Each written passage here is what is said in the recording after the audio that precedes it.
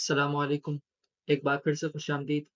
आज हम मज़ीद 2 टैग्स पढ़ेंगे, जिनमें से पहला स्ट्रॉन्ग, दूसरा एम्फेसिस है, जो कि ईएम से रिप्रेज़ेंट किया जाता है। एचटीएमएल में 2 तरह के मार्कअप होते हैं, एक स्ट्रक्चर मार्कअप होता है, दूसरा सिमेंटिक मार्कअप होता है।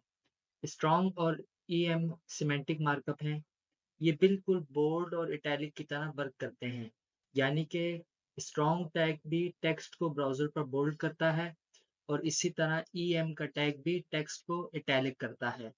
अब सवाल ये आता है कि बी टैग और स्ट्रॉन्ग टैग में क्या फ़र्क है?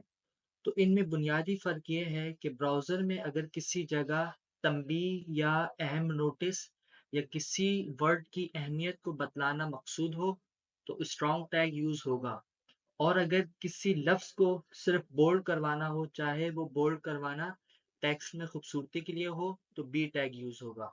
इसी तरह ईएम और आई टैग में क्या फ़र्क है? तो ईएम टैग को हम एग्ज़ाम्पल के ज़रिए समझते हैं। फॉर एग्ज़ाम्पल ये लाइन लिखी हुई है, "साथ को मारो मत छोड़ो।" अब हमें समझ नहीं आ रहा कि साथ को मारना है या छोड़ना है, क्योंकि लाइन तो एक ही फ़ॉर्मेट में लिखी हुई है। तो अब अगर हम चाहते हैं कि साथ को मारा जाए, तो फिर हम ईएम का टैग मारो में लगाएँगे। अब इसको हम अपने विज़ुअल कोड में चेक करते हैं।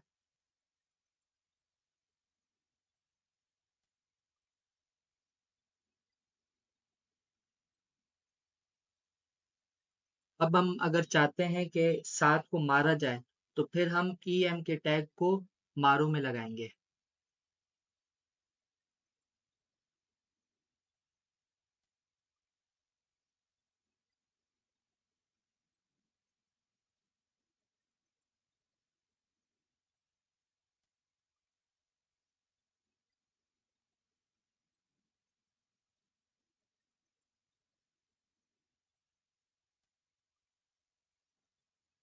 तो हम रिज़ल्ट चेक करते हैं ब्राउज़र पर।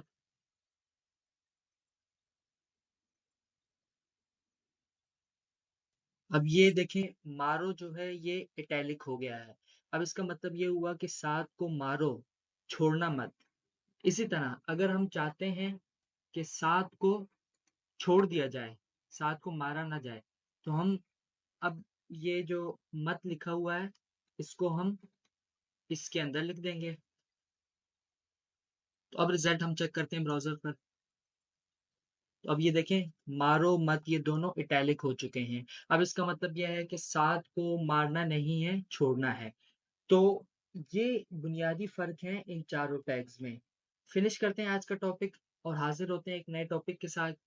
वीडियो अच्छी लगे तो इसे लाइक कीजिए, अपने दोस्तों में भी शेयर कीजिए और इस तरह की मज़ीद इंटरेस्टिंग वीडियोज़ देखने के लिए मेरे चैनल को सब्सक्राइब करें।